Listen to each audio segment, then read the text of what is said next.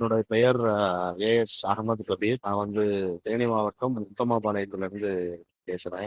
முதற்கண் ஜெகநாத் மிஸ்ரா மாமாவுக்கு வணக்கத்தை தெரிவிச்சுக்கிறேன். நமது மக்கள் முன்னேற்ற கழகத்துல இணைந்து பணியாற்றணும்னு நீண்ட நாள் ஆசையோட இருந்தேன். கொரோனா காலத்துல பாத்தீங்க அப்படின்னா மாமா தங்களுடைய சொத்து சுகங்களை பார்க்காம உயிரையும் பணயம் வைத்து பல்வேறு சமுதாய மக்களுக்கு தங்களுடைய சொத்து சுகங்களையும் தங்கள் உயிரையும் பணயம் வைத்து அனைத்து மக்களுக்காகவும் வேலை செய்து அனைத்து மக்களுக்கும் தேவையான உதவிகளையும் செய்து கொடுத்த மிகப்பெரிய அரசியல் பயணம் இந்த பயணம். அதிலிருந்தே எனக்கு மிகப்பெரிய பற்று ஜெகநாத் மிஸ்ரா மாமா மேல வந்துருச்சு.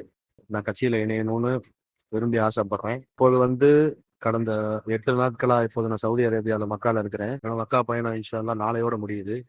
நான் மீண்டும் 4 நாட்கள் என்னோட மதினா பயணம் தொடர்ந்து முடிந்து மீண்டும் நான் 23ஆம் தேதி சென்னை இறங்கியவுடன் மாமாவை சந்திக்கலாம் என்ற ஒரு இருக்கேன். இன்ஷா அல்லாஹ் இந்த மாமா ஆரம்பித்த அரசியல் பயணத்தில் நானும் சேர்ந்து பயணிக்க போறேன்.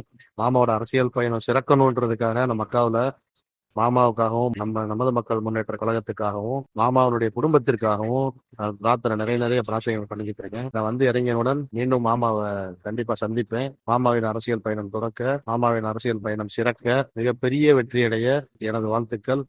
நமது மக்கள் முன்னேற்ற கழகம்.